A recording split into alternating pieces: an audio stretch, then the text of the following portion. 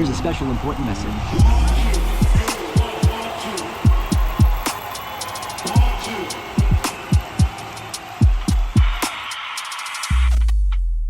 Hello, welcome to We Are the Road Crew, the podcast which takes you behind the scenes in the world of the music industry and chats with some of the people that are most responsible with putting on some of your favourite shows ever. My name is Stephen Hill. I am the host of the show. This is episode 1 of series 2, or episode 9 if you've been listening for the entirety of this podcast.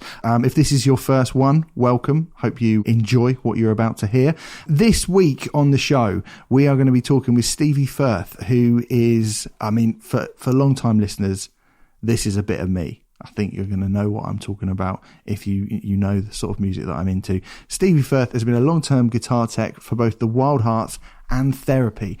I am a massive fan of both of those bands. I absolutely love Therapy. I absolutely love the Wildhearts. They're two of the most brilliantly consistent, unique and challenging bands that this country produced. I was about to say during the 90s, during that kind of golden era of Brit rock in the 90s. So I'm really looking forward to talking to Stevie about working with two of the most fascinating and unique bands that this country has ever produced. That should be great. He lives in Germany now as well, so we'll probably talk about that. Try and find out why. And also, as I keep mentioning every single week, we probably will be mentioning what kind of situation he's in now, because I'm recording this in my dining room, actually, surrounded by all of my stuff, whereas normally I'd be in a nice plush. It needs cleaning up as well. It would normally be doing it in a nice plush studio in London. Unfortunately, because of the COVID-19 thing, you can't do that. So we'll be talking about how that affects the music industry and what effect that has had on the music industry and on his life and work and career as well. You can follow us on all of the usual social media platforms. Go to Twitter, it's at Road Crew Pods. You can find us on Facebook and Instagram as well. If you search for We Are the Road Crew Podcast, we should pop up. Before we do get into that though, I have to say a big thank you to our friends over at Signature Brew, who are genuinely lovely people. They are partnering up with us, giving us a little pat on the back for the good work we're doing, and we are hugely thankful to them. You will probably be familiar with Signature Brew if you are a music fan and a beer drinker. They've been supporting live music since 2011. They've collaborated creating beers and brewed with the likes of Mastodon and Idols, Slaves, Mogwai, Ent Shikari, plenty of huge bands. They do an all-night IPA which is called Roadie, quite fittingly for this podcast, which is lovely. That's dedicated to all the road crews around the world, and we are absolutely delighted to have them on board and giving us love for this series. If you want to go over to their website, signaturebrew.co.uk, you can get 10% off all of their excellent beers, which are apparently in the post to me as we speak, which I'm pretty excited about. Put the code ROADCREW in the checkout and you'll get 10% off all of their beers. So that is a lovely thing to be able to enjoy whilst you're listening to the podcast. So if you want to pause it and do an order now and then wait for that order to come and then crack one open and listen to me talking to Stevie Firth of Therapy and the Wildhearts fame. Here we go. Stevie, thank you so much for joining us all the way from, I believe, somewhere in Germany. Is that right? I am in a very sunny Berlin. Lovely. Berlin. How's that? It's absolutely fantastic. We've been here for about a year, and obviously last year with the busy season, I don't get to see much of it during the summer. Yeah, of course. But this year, which we'll be getting to that probably later. It's been we've been here for about. Well, we've not left the house for about 2 months. So we've been seeing Berlin go from winter, which wasn't very long, to spring, to now what looks like summer. So it's an amazing city, Berlin. I mean, I was about to say, I kind of envy you, but I guess we all might as well be anywhere at the moment, right? That's the one, isn't it? I've had this before, especially with the Zoom thing and the Skype thing and the phone calls thing. I mean, my parents are still in Doncaster, which is where I was from, and I could be anywhere in the world if it's on this. I could be next door to them, and I'd still have to communicate like this because I'm probably over the garden fence. Probably next door's a little bit out of it, but it's made us feel a lot closer together. Yeah, it's true.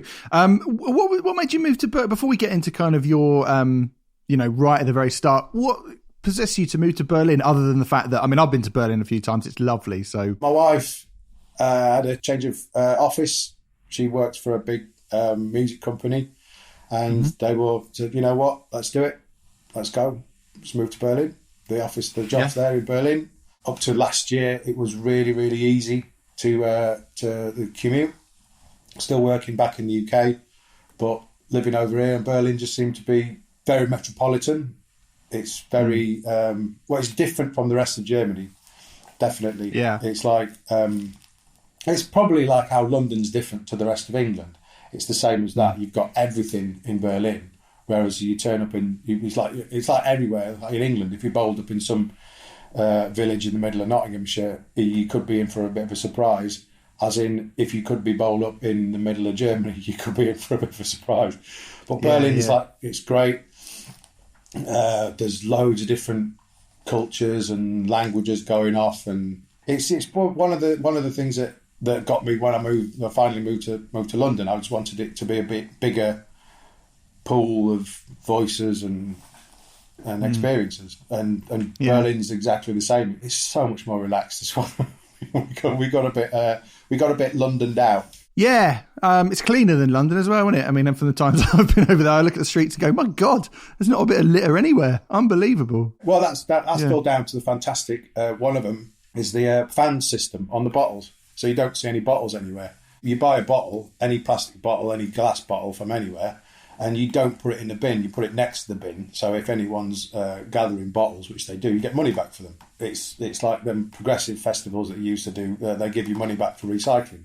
So basically everyone else cleans up the town for them. Yeah. We've all seen that guy at festivals walking around with a massive, huge load of cups together. Yeah. We've all seen that guy. Anyway, we'll probably talk more about that in a little bit, but I want to go all the way back to your youth. I've had to write this down, bizarrely enough, because it's all becoming very hazy.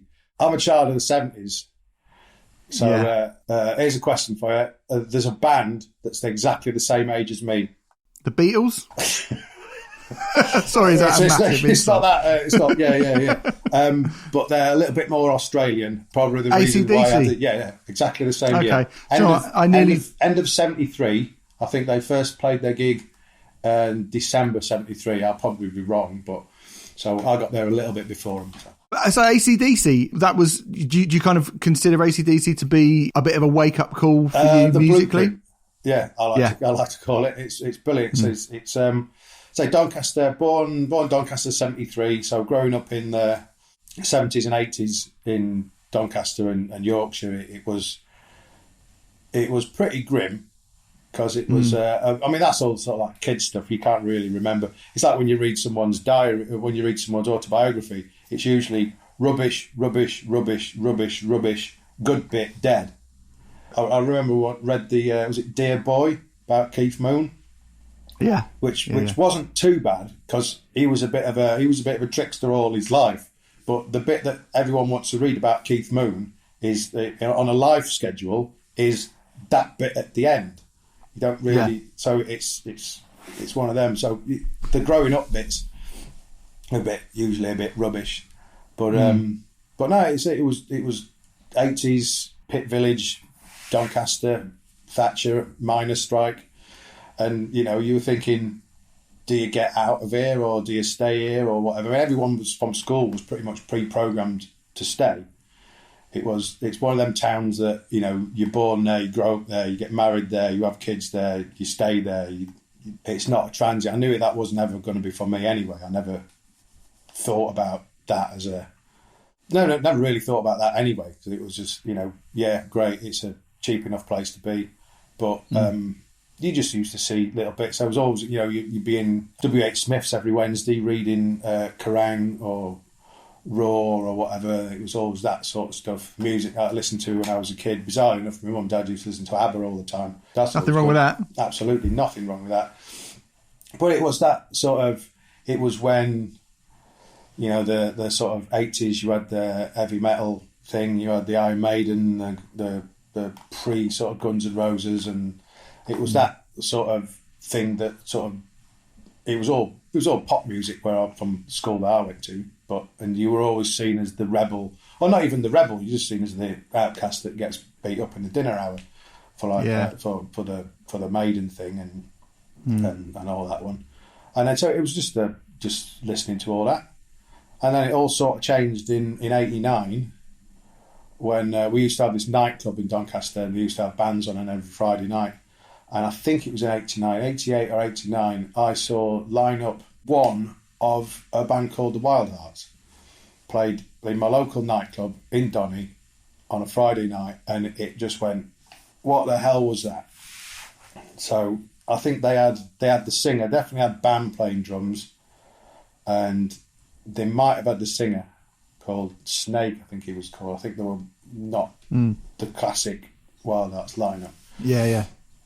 But that was it. From then it was like round record shops, right, who the hell were they? It was like writing the name down, trying to get the flyer, because that was the only thing, into the record shops. If you've got anything by them, you've got to wait for a bit, we've got one on order. So I think that was the Mondo Akimbo Go-Go EP.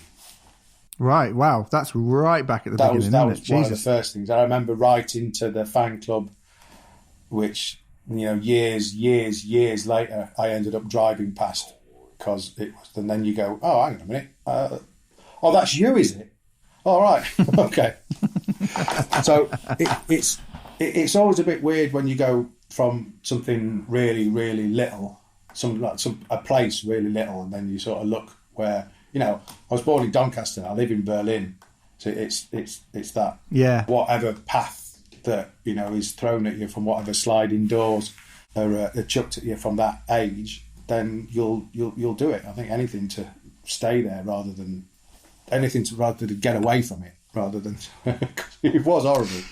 Doing your exams, driving through the entrance to the pit where there was a picket line and police beating people up, going to your exams through that. So that was always a little bit, can I get out of it now? Yeah.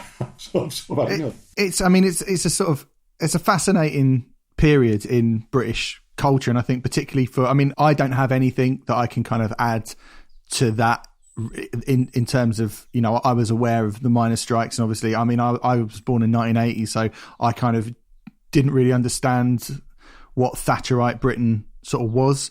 But looking back at it, I'm from a small village, and then I moved to London, and you, as you say, being from Doncaster, moving out to Berlin, it's definitely, I think music was the thing that made me go, well, if I go to London, I can be closer to gigs, I can be closer to what's going on, I can be on the ground to actually go and see these things. And it's a brilliant thing to kind of be, people say like, oh, it's just music can't change your life, but it can give you the impetus to go off and inspire you to do something good with your life, can't it? Absolutely. I saw it as quite dead end. I did my exams and I did the college thing, and we were obviously, I would be the youngest, and our class was then full of ex-miners who had all been made redundant, and we're all trying to do something else. So immediately I went from being in a group of people all of my age that I didn't really like, and then you're in a college situation with people that go like, oh, have you heard this? Oh, have you heard this one? Because they were from a different era. So that's where someone went, oh, have a listen to a little bit more. And obviously, it's like this will be like early 90s. So, there was no way that you wasn't going to have a look at it all yourselves. But people give you recommendations. And there was one great story where one of the guys in my class claimed to have owned the car that Bon Scott died in. Really? Wow. In Dulwich, which was weird, because years later I'd ended up living round the corner from that street in Dulwich when I used to play in a band in London. I'm not saying there's any comparisons in it, but it says, it was bloke offered me this car. It was a Mini. Someone famous died in it. Yeah, I probably wouldn't steer clear of that one. Probably there's some sort of macabre museum somewhere. I'd probably have it, but. There'll be somebody out there who'll want it. Yeah, sure. Yeah, definitely. For sure.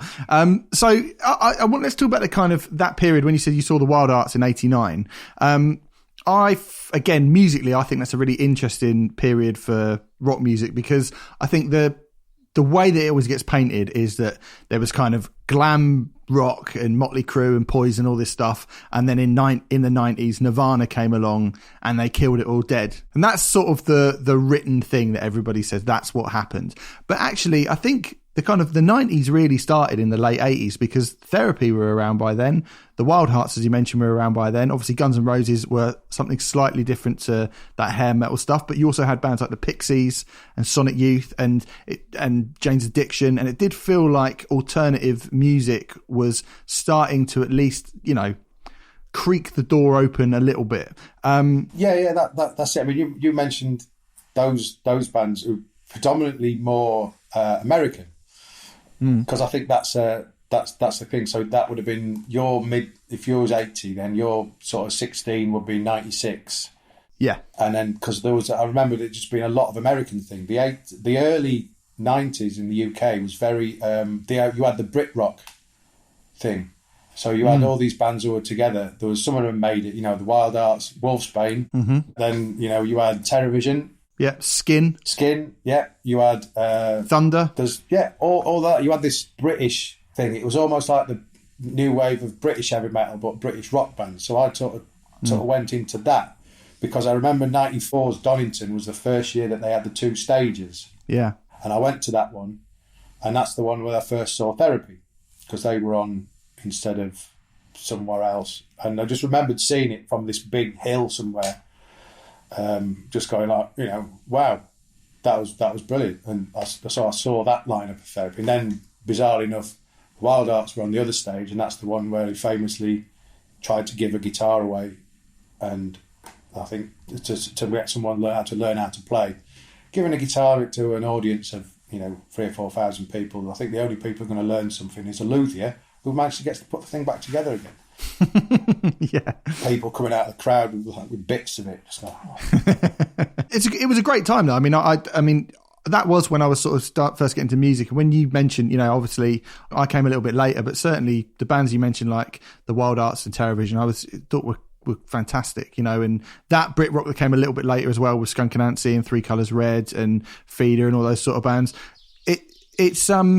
It's not a period that people, again, you know, like the sort of the written thing is that it was grunge, and then it was glam, and then it was grunge, and then it was sort of new metal and Limp Bizkit and stuff. But that little period was a really, really great time to be a British band for a few years, wasn't it? There was a really healthy scene. Yeah, definitely. It was. I can't remember an evening or a weekend. I didn't just jump in my little Fiesta. We went to Bradford, Rio. We go to Leeds. Bradford, Rio was great to see gigs because there was loads on. It was a nice little rock venue. Horrible, scummy. Don't know if you ever went there.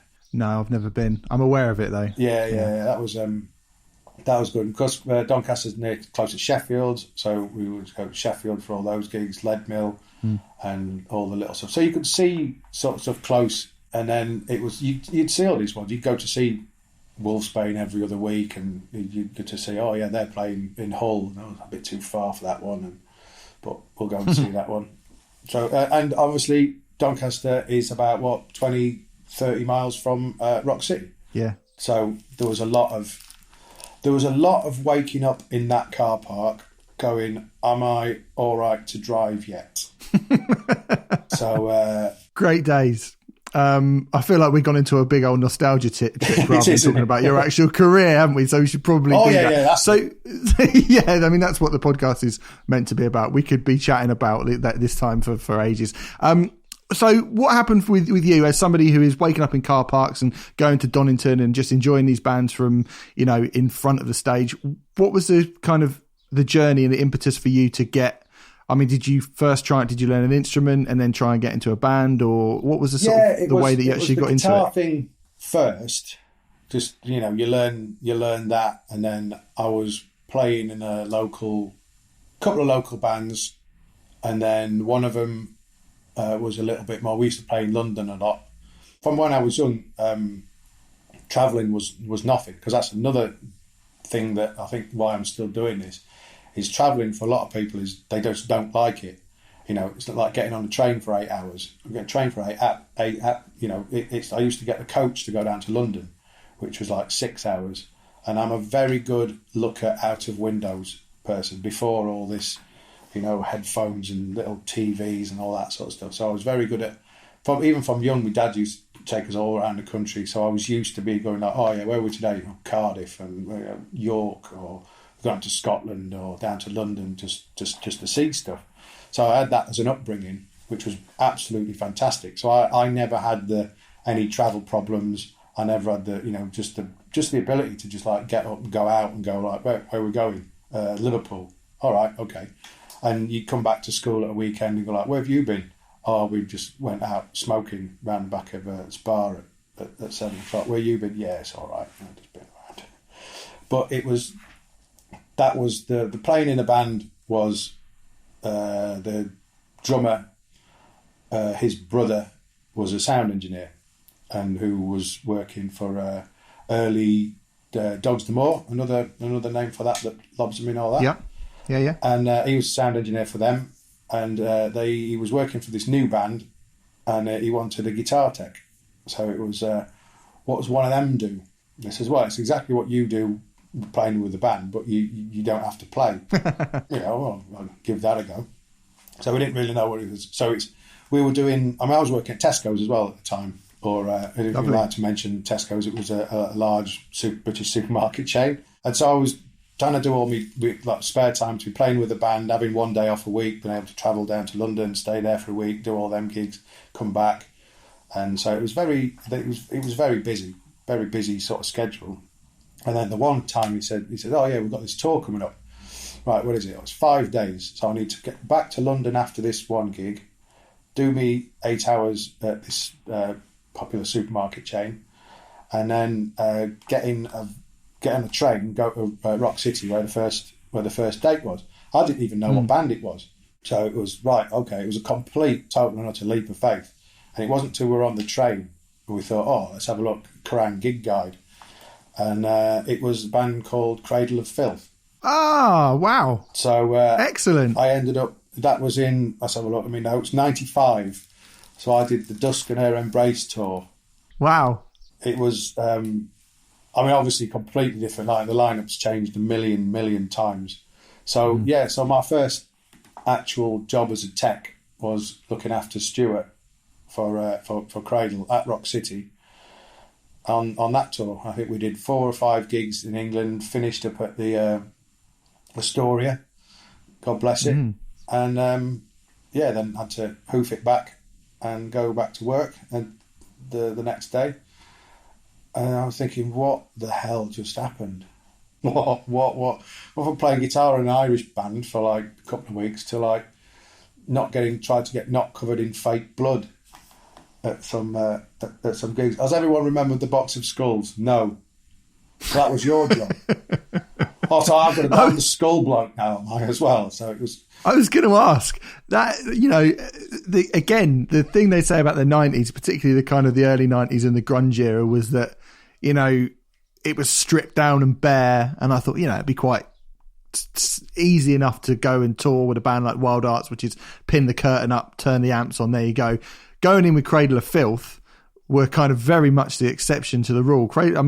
Even back then when no one was really doing it and they weren't as sort of big or well known as they are now, they were chucking all kinds of stuff all over the place. Oh weren't yeah, they? yeah. It was crazy. I think it was a great way to start it because it was almost like, yeah, here we go. And British black metal scene, go. Yeah, all right.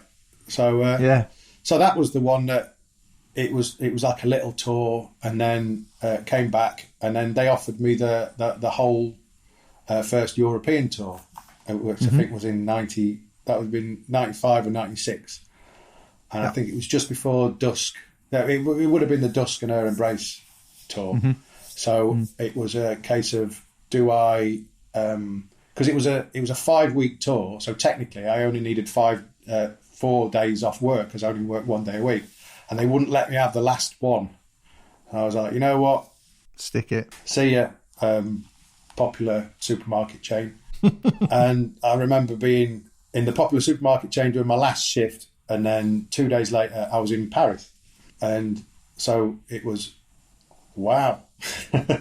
So obviously you get to, that was the first time, being on a tour bus, being, sort of mum and dad waving me off at some garage service station. And we're thinking, that's the last time. What's he done? He's run off to join the circus. Yeah. Which I literally had. I mean, yeah, I was going to say as close as really, isn't it? Close to the circus as possible. I had done it. I've interviewed Danny over quite a few times, but only really over the last sort of 5 or 6 years. I think he's great.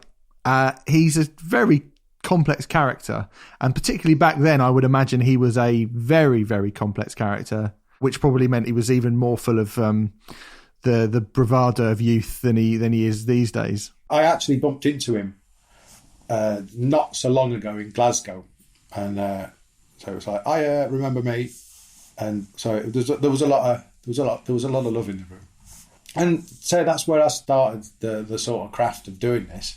It's like when you learn you're doing the physical job, setting everything up, changing the strings, making everything's all right, and doing the gig. I think that's what stood me in a lot of stead for anything, because then it was like, right then, okay, now do it in the pitch dark, the smoke machine, the strobe light, and yeah. What's going on?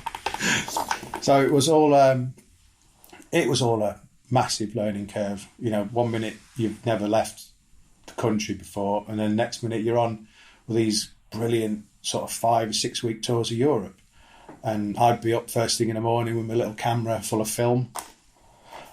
And just taking pictures of like weird places in East Germany. I actually remember our first visit to Berlin, and we played the Knack Club, which is no longer here. It's now a organic supermarket on Danziger Strasse. And because I went when we were moving here, I said, I wonder what happened to that club and all that area. Because what I didn't realise, or what I realise now is. What I didn't realise then is that was in 95, I was in Berlin, and the wall had only been down 6 years. I remember walking through the Brandenburg Gate and seeing it all in the middle of construction. And the Berlin Wall is still a big thing for it. It's one of them sort of memories that I can have. You must have just missed that.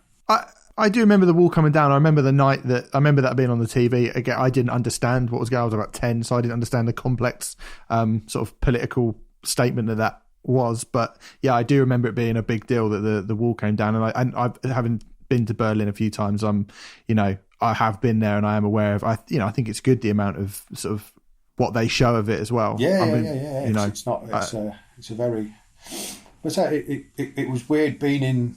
So that's the thing. Just being in Europe, it was just like 6 week tour, and then because they were trying to break Europe and sell more T-shirts, and then you'd come home for a bit, and they'd be like, right then, spring tour, back to Europe for another 6 weeks, and it was that. So that's all I've ever known. I think that went on for about 2 or 3 years. It was like, right, you'd do that album, then there'd be a different guitarist, you'd turn up, and then the drummer would be different, and. So it was all lots of fun. I remember my last gig with them. We went we did a small American tour. It was Adrian Lansing, the drummer, and just funniest things I've witnessed. And we're all coming back on the plane, and which turned out to be my last show with them. And the last week we played Harpo's in Detroit, which is a well-known hole. And I was thinking, oh yeah, brilliant. So the first gig I ever did with you lot was at Rock City, and the last one was Harpo's in Detroit, which was horrible. And so it was going to be called Tale of Two Rock Cities, but that's Motor City, isn't it? What I do realise. Yeah. So there was initial teething troubles with the title at that sort of stage. But one of the best things that I did with Cradle was we did the Milwaukee Metal Fest. And as with usual, as you get other jobs, you sort of work with, say, the lighting engineer for Cradle was going to go on to do this other tour with another band after that. And then the tour manager was going to do another thing. So they like to keep the same people together. So it was basically what you'd stay together as a core of crew, and you just change the band. Yeah. So that went on a lot. And it just happened that it was, oh yeah, this other band that we're meeting, we're going to meet them in the States. All right then, yeah, just pop on their tour bus, and it was Napalm Death. So I did that for about 3 or 4 years as well. Between doing the Cradle tours and then they'd finish, and then there was a Napalm tour, and then it was, they were wild psychedelic times. Really? Yeah. I mean, I absolutely love Napalm Death. So this would have been maybe 99, kind of Enemy of the Music Business era. Before that, Napalm? I did Inside the Torn Apart. Oh, great! That's a massively underrated record. That's stunning. But they recently just played Berlin just before all this stopped, and it was the Campaign for Musical Destruction Tour 2. And because I moved here and I didn't have my Campaign for Musical Destruction Tour 1 tour jacket, which was really. But I went and they played the Lifeless Alarm for the last song, and I had proper goosebumps. It's brilliant when they bust out that stuff. It was amazing. So once again, joined another family with Napalm. So it was. So how was that? I mean, that's a very, very different band to Cradle of Filth, although sonically no less punishing. Yeah. It was no let up. It was because my mum used to say, "Are you ever going to work for anyone that you can listen to?" I was like, "Well, you wouldn't. Well, eventually I will. Don't worry. We're in this for the long one." But I think it's. When you learn how to do it all chaotically, and Napalm shows were just frenetic. There was, what have you got to do? Oh, I'm a guitar tech. What have you spent doing all day today? Throwing people off stage. So, I don't tread on that. Why is that? Well, you break it and it'll all stop. So, you do learn your spotter's eye to see who's going to come over the barrier and take what pedals out. Always work with your head up. Yeah, that must be mad. I mean, I haven't seen Napalm the amount of times I have. Yeah, like that's not an easy crowd to control. That's not an easy crowd. The thing is, what I saw about a month ago now. So I'm up down here, and they were the audience are very respectful. I mean, the band are very respectful of the audience because they just want to inspire all that people just to lose their stuff. But the audience are very respectful of each other. It's not like, we'd obviously stop. They've got a very strong political standpoint. And I remember gigs being stopped when fights broke out if it was seen as like, oh no, it's bullying. And it's, we used to do, there was a lot of sort of anti-fascist gigs that we used to do. And obviously doing the German tour with ending with Nazi Punk's song, we're always going to be there. But you've got that, you had this, the audience were all together. There wasn't any trouble in the audience. You get a couple of drunk morons trying to spoil it, but the audiences would basically come together and they just were there to just have a circle pit. You know what I mean? There's no... they were there to enjoy themselves. They wasn't there to, cause any trouble and just regular trouble that you'd find at an Napalm Death gig. I don't know if you were around the band at this time, but there's something I've heard before that Barney said regarding shows that they did in Russia being quite in the 90s, being quite difficult with a slightly more fascist element turning up at festivals and stuff. Yes, that was. Did you witness any of that? Me, but we've had bits of that. We had bits of that in the past. I mean, Russia's wild anyway, so it's you're always going to get certain things because I think they'll draw from that element of things, but people just think it's a noise. But it's a very clever political. Well, maybe not. Maybe not the political. It's they're just very good at whatever they do. I've never seen a band as good as that. And other bands that would aspire to being that powerful. I mean, they are unbelievable live. Absolutely, yeah. It's just like a massive cement mixer turned up to full blast. That just what just happened. That was brilliant, and that was so went all around the world with them, and it was Australia, Japan. So once again, this guy from Doncaster sat in a sushi restaurant in Osaka, going like raw fish. So it was a little bit. It was definitely. It was definitely a very steep learning curve. And I'm just thinking, how the hell did I manage this? For someone to fly you to Australia, and you've got to work, but you are just round the corner from Bondi Beach, so you've got to have a little bit of luck, haven't you? So it was all that. I mean, they were the very busy years when I was not at home very much.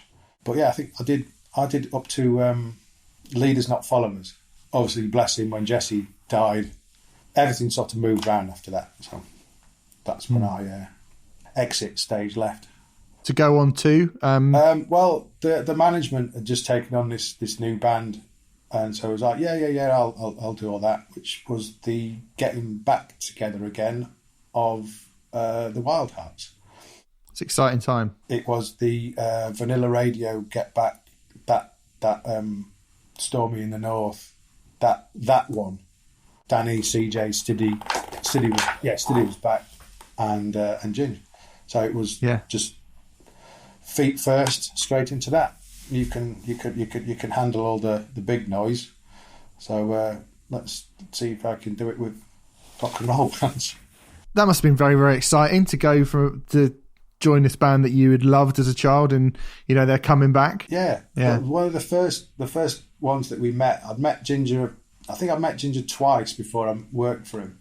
One was they supported Napalm Death at the Astoria once again, and I got roped in to just look after the opening band, and it was they didn't have a name. It was just Ginger, Stiddy, and John Poole had just got together just to do Sabbath covers as badly as possible, or as dirty as possible. It was all front pickup Les Paul, muddy, horrible sounding stuff, really sludgy.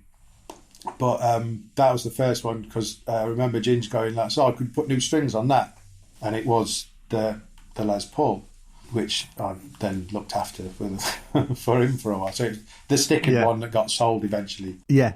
So you sort of get you look after that, and that was a good one. And then the other one that I remember bumping into him in the what's that hotel in Knightsbridge that everyone used to, the Columbia. Mm-hmm. And I was working for Backyard Babies at the time, and Warrior Soul, and I just remember seeing Ginger and Connie Bloom were there, and it got introduced, and it was one of them.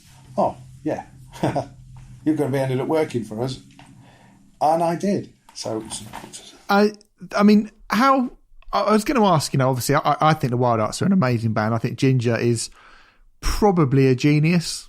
Yeah. I think he's got the songwriting mind of a genius. He seems to be able to, I don't think people will give him enough credit for the amount of different things that he can do. He can write some really brilliant pop melodies, but he can also write some, as you mentioned, some incredibly gnarly, horrible sounding metal stuff as well. He's unbelievably prolific. Mm-hmm. But he's a troubled person. And sometimes I look at I follow him on Twitter, and sometimes I get a bit kind of worried for him. What was it like working with Ginger as a personality, and what's he like as a man? Just like everybody else. It's one of those, what you see on stage is different. All these people have got all their own stuff to do without being on stage sort of stuff. Everyone's got to move house once in a while. Everyone's got to live, go to the supermarket, do all this sort of stuff. So that's obviously the side of the thing that we tend to see more than the on-stage persona. If you've got an on-stage persona, then it's usually with 9 times out of 10 people are 100% different on stage than they are in what they're like off stage. And it is, it must be that brilliant thing with Slipknot. Oh yeah, on stage I've got a mask and I can just do whatever I want. Off stage, mask comes off. Right, got to get me beans in. Yeah. A lot of people can turn it on completely different, 180 degree personality swap when they get on stage. And it's always been, I'm gutted that they didn't have a birthday gig last year, because I stopped doing it for a while, for a long time. And then it was, I always tend to go back for the birthday ones. It's always, welcome back. Oh, how are you doing? Yeah, oh, fantastic. It's always good to see him. Always good to see him. Because we did spend a lot of time together, acoustic tours and living in a car together, playing and stuff like that. And just with the usual things, love him to bits. Yeah. And you say you do get sort of worried about people, but then again, you can be worried for everyone. And it's just, it's how a lot of the times with stuff for our side, you just tend to have to be able to put the deflectors up at times, because whatever other people are going through, it's not what you're going through. You have to have that buffer zone. You have to have that ability to be able to go, you know what, all your problems aren't my problems. I sympathise with you and empathise with you 100%, but I can't take these on. Was it ever difficult to kind of not do, I mean, particularly with the Wildhearts, I look at, you know, obviously Danny's back in the band now, and it's amazing to have Danny back in the band, especially when you consider what he's been through. Oh, yeah. Like, it's such a sort of triumphant return. Did you ever, I mean, how hard was the stuff that they went through with kind of drugs and those problems? Most normal people easily.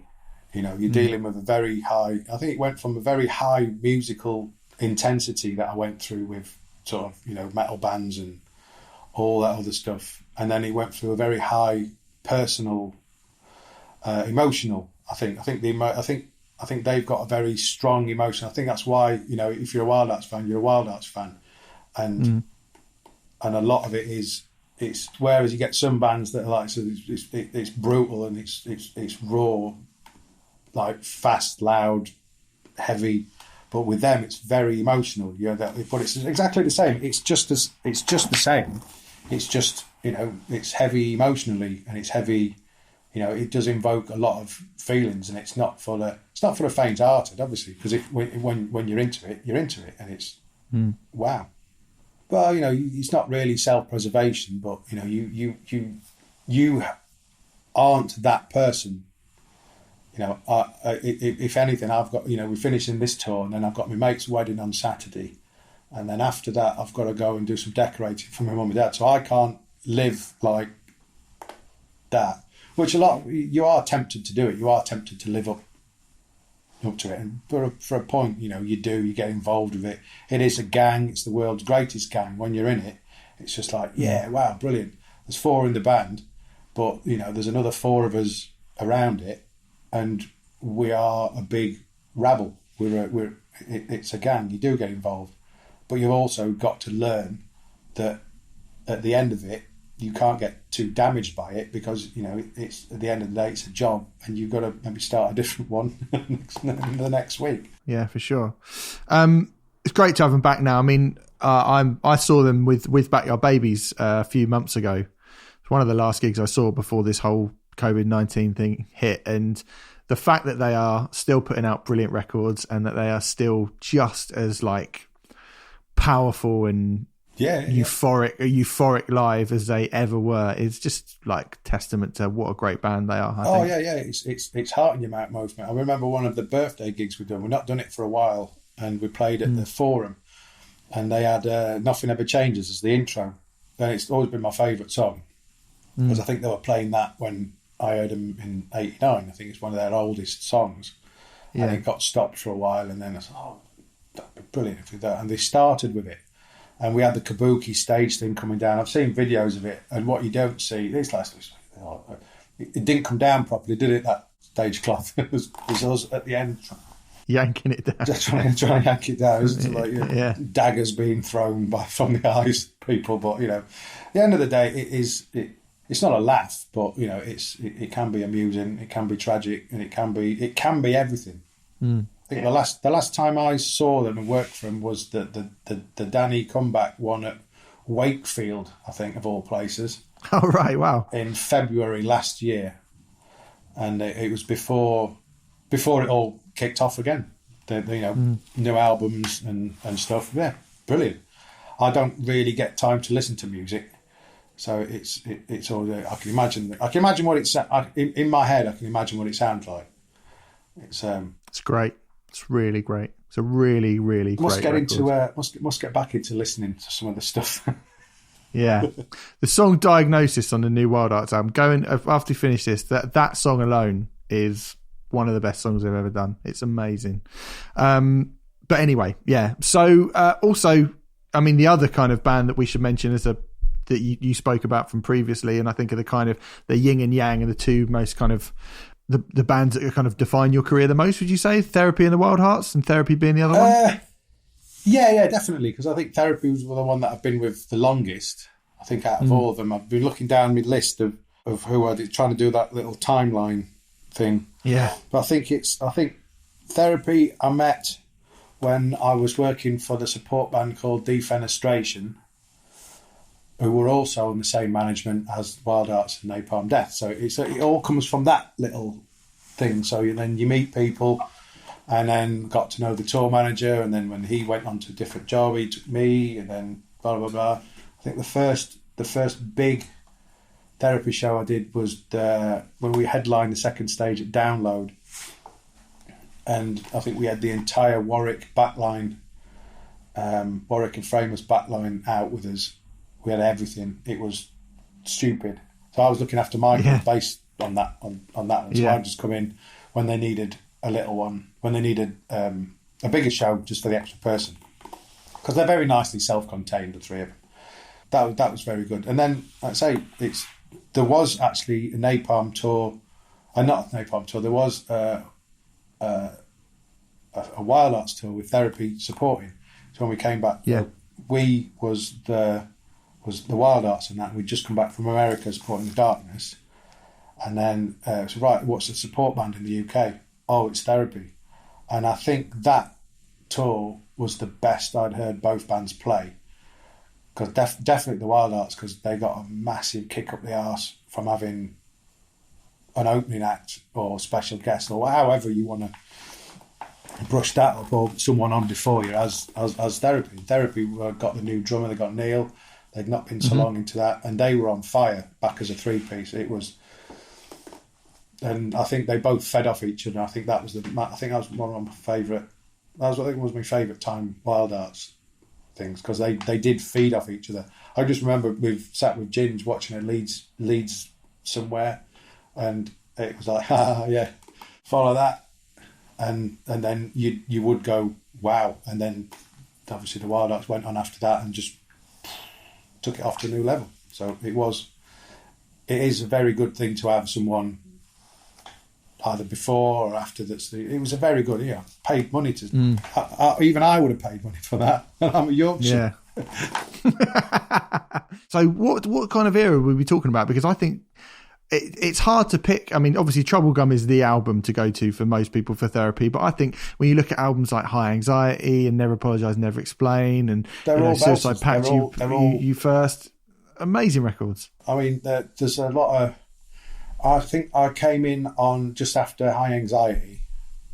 I can't remember the first one. Well, then it was Never Apologise. It must be, I get lost in it. I get lost in the midst of it. That's between kind of 2003 and 2005, that was 6 era, pretty much when I started. I've got here 2005, 2006. We're doing both, and then I sort of went, because Therapy were touring more. It was like, right, I'll start doing that one, because I think the Wildhearts then were sort of powering down after the Darkness, all that sort of thing. Yeah. And then the Therapy were like, because at the end of the day, you think, I'll just do that, I'll do that. At the end of the day, it's a job. And I've got, bills and rent and a life outside of all this magical rock and roll lifestyle. At the end of the day, I've got to put food on the table and live and all those crazy things. Yeah, of course. Is there any kind of, I mean, I don't know how much the bands feel it themselves. Certainly as a fan, I feel it when I go and see Therapy play in front of 500 people, or I see the Wildhearts headline in a kind of, 2,000 cap venue at maximum sort of in this country.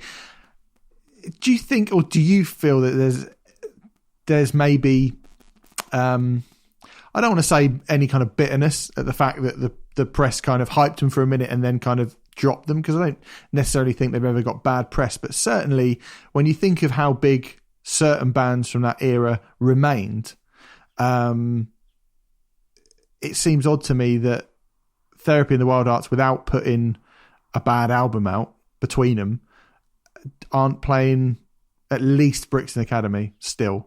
Yeah. I wouldn't know. I wouldn't know that side of it. That side of it. I mean, it's great that they're all still going. You know what I mean? That's what my ultimate answer to that would be. It's fantastic that they're all going concerns, and they've never split up. I mean, Therapy have never really stopped at all since they started. there's not been a break. They've not, split up and come back together again, and they've not, whether or not that's, in the grand scheme of things, whether or not that's a cynical marketing thing for other people, but it's, they've never done that. They've always been who they are, and it's full on respect. Like I say, that side of the business, I have to cut off.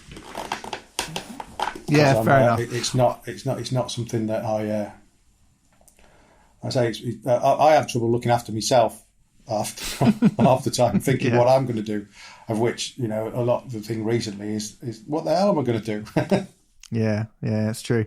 No, it's just I interviewed Andy Cairns from Therapy once, and I sort of said to him, like, isn't it funny that I think it was around the time that the Pixies came back and they did 5 nights at Brixton Academy, and I think Therapy were playing at the Electric Ballroom or something, and I was like, if you'd have split up after Troublegum and come back 10 years later, you'd probably be doing Wembley or something. But because you've carried on, people have just gone, they're always there. And I think people have a tendency to take bands that are just always there for granted a little bit. They do. I would agree. I would agree with that. Because it's like when you try to say to people, "Oh yeah, did you hear the last one?" and they go like, "What was the last one?" And I say, "Oh yeah, it's album." when I say to my fans, "It's album 14," and they go like, "What?" And they don't know that all these other great,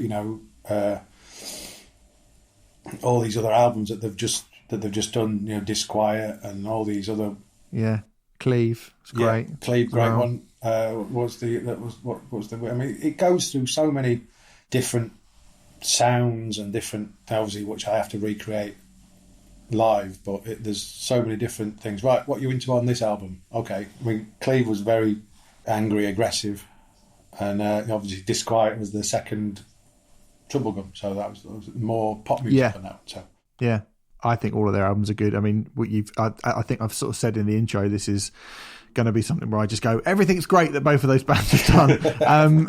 But one of the things we normally talk about on this podcast is asking people if they feel like they wish they'd had the opportunity, or they ever wish they had the opportunity or could get up on stage, and rather than just being behind the scenes, if they could get up on stage and actually play live. Now, I don't need to ask you whether or not you would want to do that, because you often have done that. Yeah, I do it. Yeah. It's brilliant. It's really good. I mean, obviously getting asked to do acoustic tours with Gins, that was a brilliant thing. I've done acoustic tours with Andy, just me and him. Yep. And, you learn, you have to learn so many songs. The one thing that happened with Therapy was when they were doing the Troublegum thing. We were playing Troublegum for its 20th anniversary, I think. It was some of the guitar. There's 2 guitar. Obviously, they knew that I play guitar, so it was some of the things have 2 guitar parts. Like "Stop It, You're Killing Me" has 2 guitar parts. "Nowhere" has 2 guitar parts, and so to do it properly live, it was like, "Oh, could you just do these bits?" And it was just a little bit. I mean, I'm at the back. I'm in the dark at the back. Oh, while we're doing that, because I always used to do the effects pedals as well, do the switching. Mm-hmm. I mean, I've seen other techs do exactly the same. The big stuff. I'll do all the effects switching. You just go out there and play.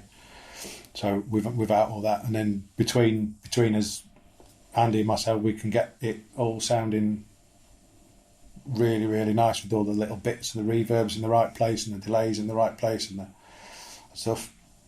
So, but playing is fantastic. I remember, and this is another going back to Doncaster thing as well.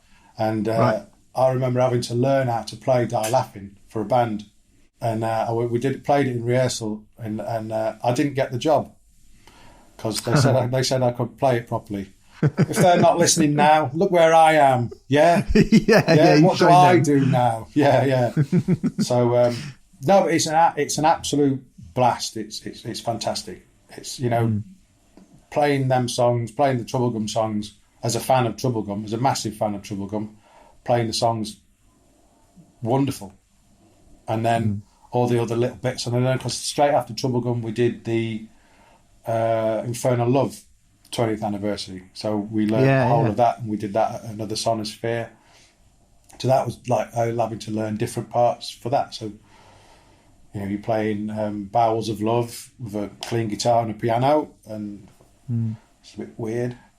But, as it was for this year, it was all down to a celebration of their 30th, which has now been scraped or whatever is going through. So that was going to be, so every album, every tour we do, there's a different set list. So it's just a case of learning which bits I do, which bits I don't. Because with a lot of it, is what I don't do is a lot. This brilliant 3-piece, absolutely brilliant 3-piece, the best 3-piece. And then you just think, I'll just add all these little bits in the background. So, but yeah, standing up on a festival stage, blasting that out. It's got to be good. Yeah, you do get a little tickle from it. Yeah, I'm sure you do. Yeah. So, I mean, you mentioned the kind of the to kind of close everything up, the cancellation of Therapy's 30th anniversary tour. It's the cancellation of everything, isn't it? Because of the summer, of the year, of everything. It's becoming, as we record this on the 15th of May, as we sit here, pretty much everything has been cancelled. Yeah, it's the craziest thing is I remember about 2 months ago now, because it's the therapy tour should have gone from April. That was March, April. Mm-hmm. And then we should have done a couple of festivals by now, and whatever. We should have been seemingly easing into festival season. Because I work for different artists, I have to get everyone in, and it's so I've got a very, very busy schedule with Scouting for Girls. Brilliant. Absolutely love it. Brilliant. And then the therapy ones go in between. The C word is a little bit, obviously, it's, what does my wife say? Prepare, hope for the best, but prepare for the worst. So at the moment, it's looking like, I personally, hand on heart, I'd like to think that stuff would start happening in September, October. But I can very much see this thing dragging on to next year. Because it's just, obviously the startup, you can't just say, right, tour now. You can't do it because, there's advertising, there's plug-in, there's ticket sales, all that sort of stuff. You can't just wait until one day that goes, right, you can buy tickets now. And I think for a lot of it, there's going to be so many bands rescheduled, that it's going to go from nothing to everything in the flick of a switch. And it's going to it's just going to be saturated. There's going to be too many gigs to go to. So what do you do? The thing that also worries me a little bit is that for the venues that are closed down now, is when it comes to the time where they are allowed to open back up, they aren't financially able to open back up. That kind of worries me a little bit as well. And I wonder if, and for bands as well, will bands will they just go, well, we've not made any money for 6 months at all. We've had to go and do something else. We can't be a band anymore. Well, that's what we're in. I mean, as for help, for any government help, I'm not really, well, not saying not really interested. It's just something that, obviously with savings, I live in Germany now, which is fantastic. I couldn't remember. I don't think I could have done this from my old flat in Tooting. So it was just going to be it's been very calm here. It's just a different lifestyle, which I would say the London thing was getting a little bit too choking. And out here, we just don't feel that, and it's the quality of life is better. So personally, I'm just about ready. I was just about ready, booked all my flights for May, June, July, and I was ready to do the commuting thing. Obviously, now with this, it's nothing's going to happen until, hopefully, fingers crossed, touch wood, touch Uncle Jack. It will start in September, and for then there will be a full on, hopefully, therapy assault with the for all the rescheduled stuff. So the other massive elephant in the room as well, the the winning token for the C word is you all get to get the B word. So, which is next year. So a lot of, you find a lot of bands that tour Europe can't actually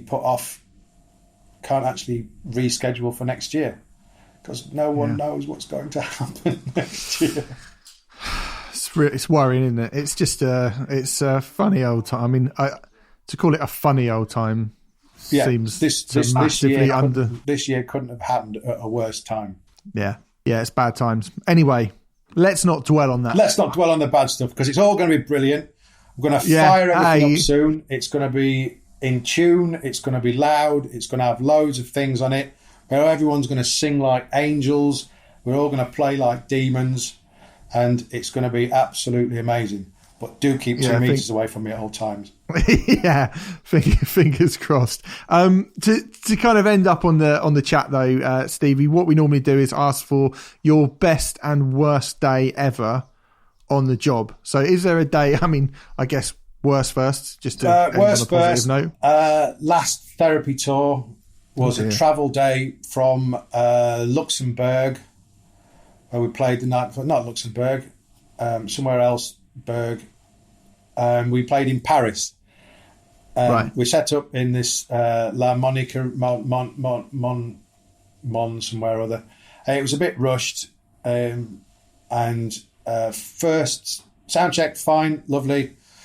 For end of the first song, stood on the pedal, power supply shorted everything out. So first song into a packed Paris show, which will be that capital city show. The first thing it did was both pedal boards and the wireless unit just got taken out within the end of the second song, middle of the second song.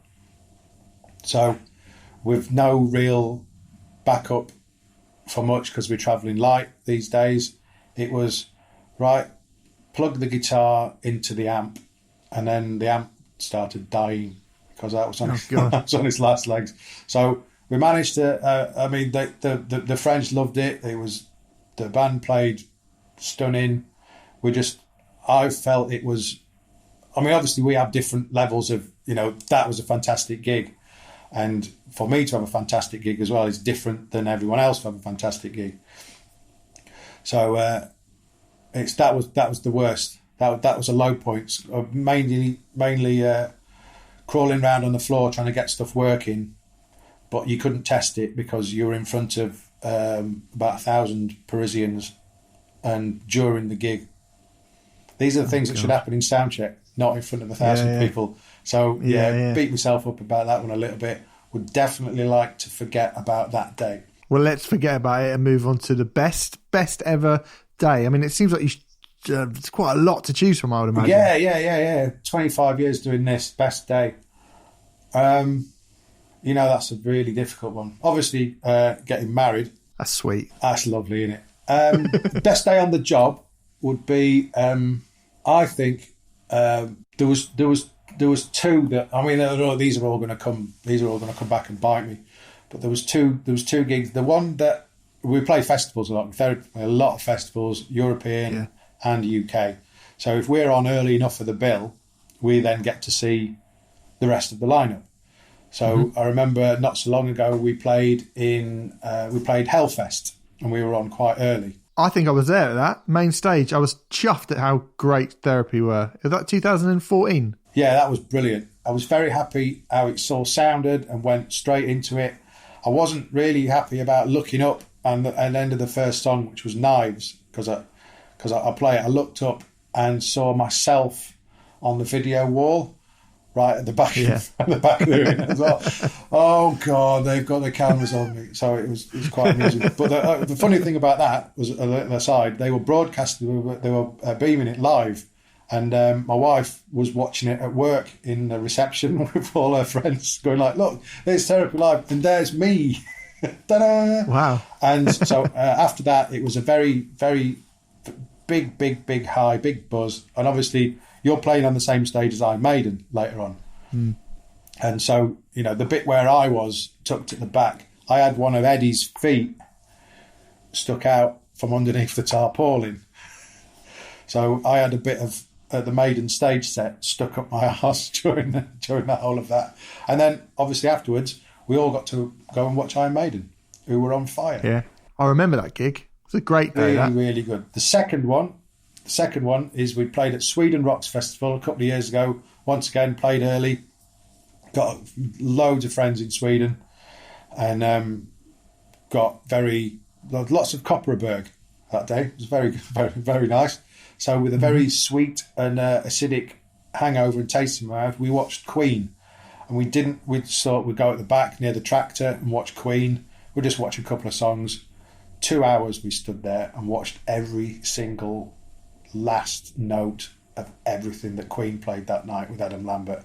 And it was possibly the best gig I've ever seen in my life. Really? Wow. It was absolutely incredible. You couldn't leave. For it.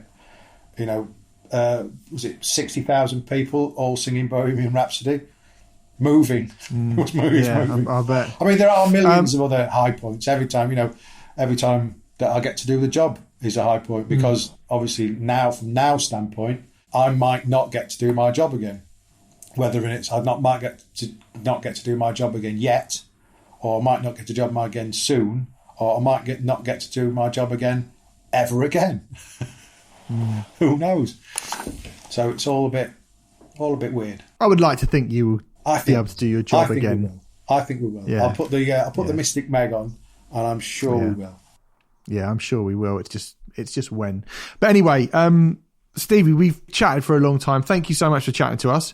It's been really great. And I mean, the memories that have flooded back from my formative years of listening to rock music is. You're going to listen to Skin again, aren't you? Skin? Yeah. No, maybe I might listen to the Little Angels. Or listen to Wolfsbane's Massive Noise Injection album. Yeah, maybe I might do that. I mean, there's plenty, or Censor or something like that. But yeah, love it, absolutely love it. Anyway, dude, it's been lovely chatting to you, and hopefully you get back to normality very, very soon. Cheers. Definitely. Nice one. All right, there you go. So there you have it. That was Stevie Firth. Some absolutely fascinating stories, and a man who, one of the few people on this planet who loves the 1990s and all the music that came from the 1990s as much as I do. I'm not been shy in sort of spreading my love for that period in time. It was an absolutely fantastic time, and I really, really love talking to Stevie about some of my my favourite bands, my favourite memories, my favourite gigs, and he was somebody who was there through it all. What a beautiful, beautiful time. So yes, that's it. Thank you very much for tuning in. If this is the first time you've ever tuned in, this is episode 9. So there are 8 other episodes for you to go and check out. So please do that if you haven't heard them before. If you are somebody who has listened to us, thank you very much for coming back. And we will be back very, very soon with somebody else to talk to from the world of live music. And, you know, like I said in the interview, hopefully soon we get some actual gigs happening again, and hopefully we get to do these podcasts kind of face to face again. But as it is, we're making the best of it. And go to signaturebrew.co.uk and put Road Crew in a checkout to get 10% off all of their beers, which is very, very lovely. Big thanks to them. And we will see you next time. Cheers.